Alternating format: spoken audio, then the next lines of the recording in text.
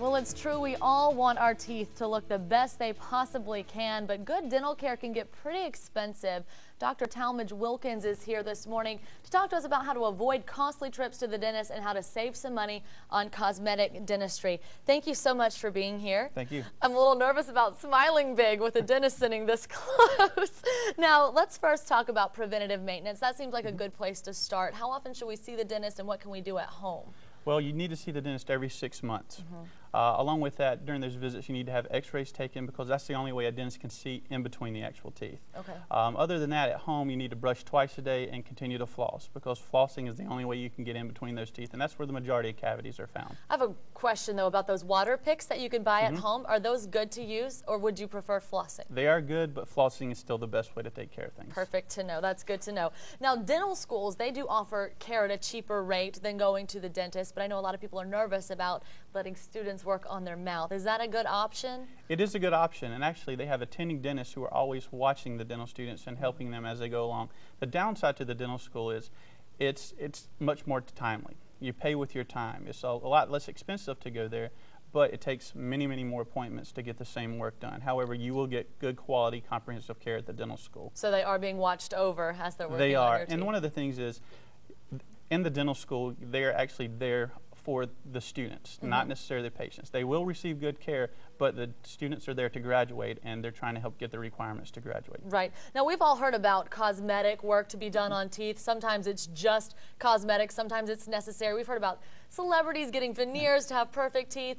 Is that something that we should even think about doing? It's kind of up to the person. Like I said, it's cosmetic, and most of the time insurance does not pay for cosmetic procedures.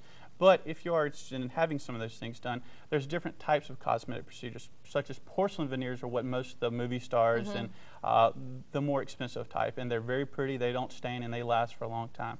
You can also have composite veneers, which are the tooth color fillings. The downside to those, they are less expensive, but it's a little more chair time and with the dentist, and they don't look quite as good. And the other thing is they stain over time. Oh, and well, that's good to know. And it's also good to know that that is elective. Most insurance companies won't cover that.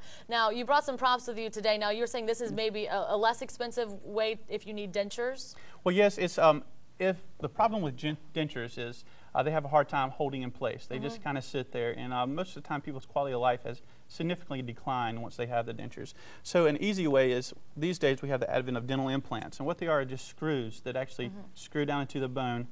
You place an abutment area on the screw, and what it can do is you can hook an actual denture to that area. And it clips into place like so, and it's one of those things that they say when you're young, you have 100% function when you have all your teeth. As you go to a denture, you can kind of get down to 35 to 40% of the function with dentures compared to what you used to have. This can get you back to 65 to 70% of the function you once had. Wow, and that's because it is screwed into place. Because it's locked into place. Okay, and just we have basically about 30 seconds left. Let's talk about financing your visit. I know that a lot of times you can't afford to pay for all of it up front. Do most dentist offices offer affordable financing? Not through the dental office. They offer it through third-party financing. Capital One Healthcare Financing Plans is a good place to start. Also, Care Credit has another one. And what they will do is they will pay the lump sum based on the treatment plan for you, and then you can set up what rates you're going to have and the length of time that you want to pay on those. And it's a good way for most people to finance their dental work. Well, that is all great information. Thank you so much for coming today. Thank you very much, Liz. We appreciate it. And if you have any more questions, where can people get in contact with you? And you can contact me in my office at 803-648-9461, and that's the Center for Implant and Aesthetic Dentistry in Aiken, South Carolina. Well, thank you, Dr. Wilkins. We appreciate it. Thank you very much.